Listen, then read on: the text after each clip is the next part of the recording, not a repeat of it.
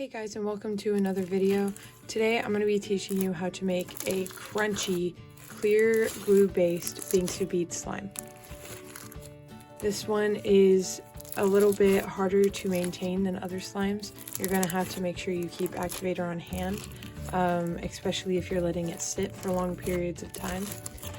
But other than that, let's jump right in. Alright, so what you're going to need is some clear glue. I use Elmer's because I like the quality the best over any store brand glues.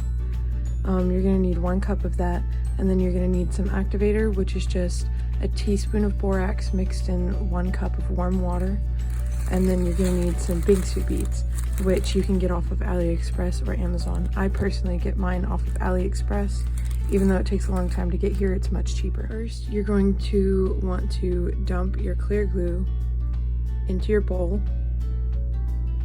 Then you're going to want to add some activator, and since this is a clear glue based slime, you're going to want to put a little bit at a time and make sure you mix very evenly before you add any more, because you don't want your slime to be too rippy. Alright, I would recommend whenever you are mixing it together and the slime just comes off the spoon when you tap it like this and there's barely any, I would recommend taking it out of the bowl, even though it is still sticky, and putting it on your surface, making sure that your surface is clean, and knead it with your hand because you don't want it to become too overactivated, and you want to be able to mix all that activator in there before you add more, or else it'll become whippy, and that's not the texture you want. I would also recommend cleaning off any utensils in the slime because it makes cleanup way easier. Like, you can get the stuff out of the bowl and mix that into the slime. And also you want to make sure all your ingredients are in the slime, so this is best for the slime and for yourself, so you don't have to be scrubbing glue out of your utensils later. If it gets to be a bit too rippy, you can go ahead and you can add just a bit more glue. If it's really rippy, I would recommend adding a lot more glue because you can always activate it a little bit more rather than it being rippy.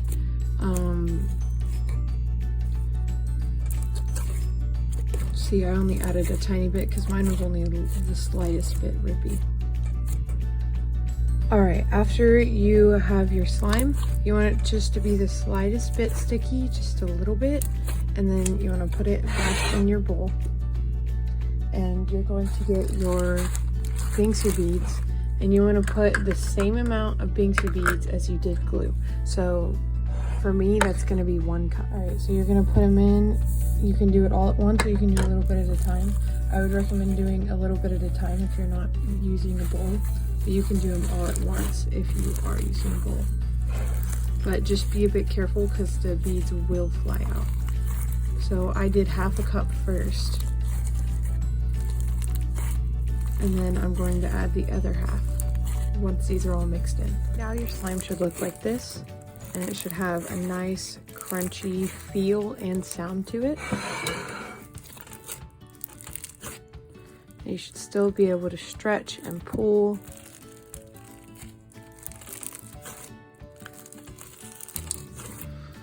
This is the slime I just made.